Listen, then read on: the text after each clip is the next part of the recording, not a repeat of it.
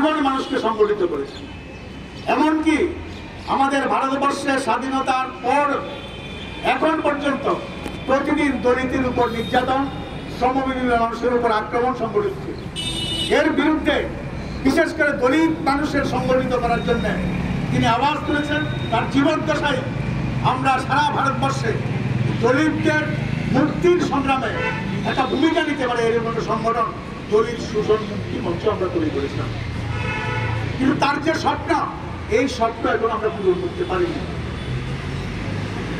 আমাদের রাজ্যে বিশেষ করে তার সংগঠনের নেতৃত্বের ভূমিকায় এবং সরকারে, বামফ্রন্ট সরকারে তিনি যখন মন্ত্রী ছিলেন, তাকে কাজে লাগিয়ে তিনি যে অধিকার আদায়ের সংগ্রাম করেছেন, অধিকার আদায় করেছিলেন, আজকে আমরা লক্ষ্য করছি একদিকে ভারতবর্ষের স্বাধীনতার পর আমাদের ডক্টর বি.আর. আম্বেদকর নেতৃত্বের সংবিধান, তাতে যে অধিকার এই দেশের মানুষকে দিয়েছিল এবং আমাদের রাজ্যে বামপন্থী ফ্রন্ট সরকার যে অধিকারগুলি অর্জন করতে সাহায্য করেছিল, আজকে এগুলি সবগুলি একটার পর একটা কেড়ে নেওয়া হচ্ছে।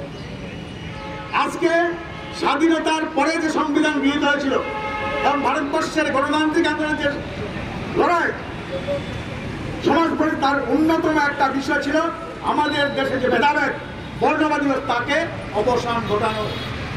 সংবিধানেও এমন কিছু বিষয় আছে যেগুলি এই বর্ণবাদী ব্যবস্থার বিরুদ্ধে মানুষকে লড়াইতে উৎসাহিত করবে এবং বর্ণবাদী ব্যবস্থার খতম করবে। আজকে স্বাধীনতার এত বছর পরে এসে দেখছি আমাদের দেশের যে সরকার, আরএসএস এর আদর্শে পরিচালিত বিজেপি সরকার, তারা এই সংবিধানের মূল ভাবনা এটাকে জলাঞ্জলি দিয়ে আমাদের দেশে মৌলবাদী নীতিকে সংবিধানে অন্তর্ভুক্ত করে, এটাই মূলনীতি এই দেশের, এটাকে প্রতিষ্ঠিত করার চেষ্টা করছে। আমরা দৃঢ়তার সাথে বলতে পারি ভারতবর্ষের স্বাধীনতা আন্দোলনের পরে ভারতবর্ষের স্বাধীনতাকামী মানুষ যেমন ভারতবর্ষে আরএসএস এর যে কৌশল, এই কৌশলকে পর্যদস্ত করেছিল, ধর্মনিরপেক্ষ ভারত তৈরি করেছিল, একটা সংবিধান দিয়েছিল। আজকের দিনেও এই মানুষের উত্তরসূরিরা আছে, তারা আরএসএস বিজেপির এই জঘন্য প্রচেষ্টা, ইতিহাসকে পেছনে দিকে ঠেলে দেওয়ার চেষ্টা, এটাকে বরদাস্ত করতে হবে। তারা ভয় পায় আমাদের আন্দোলনকে। তারা জানে এই বামপন্থী দলিত শোষণ মুক্তি মঞ্চ, আমাদের রাজ্যের তফসিলি সমন্বয় বা আমাদের বামপন্থী দলগুলি যেখানে কাজ করছে, তারা তাদের এই প্রচেষ্টা সফল। তার জন্যই আমরা লক্ষ্য করেছি আজকে আমরা প্রয়াত অনিল সরকারের জন্মদিন পালন করছি।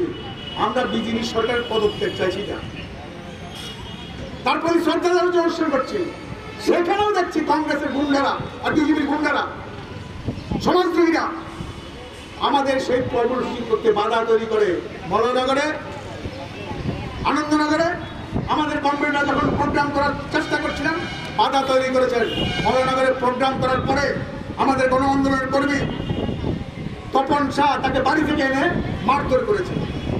এরকম আম্বেদকরের জন্মদিন পালন করার সময় কমলপুরে বিজেপির গুন্ডারা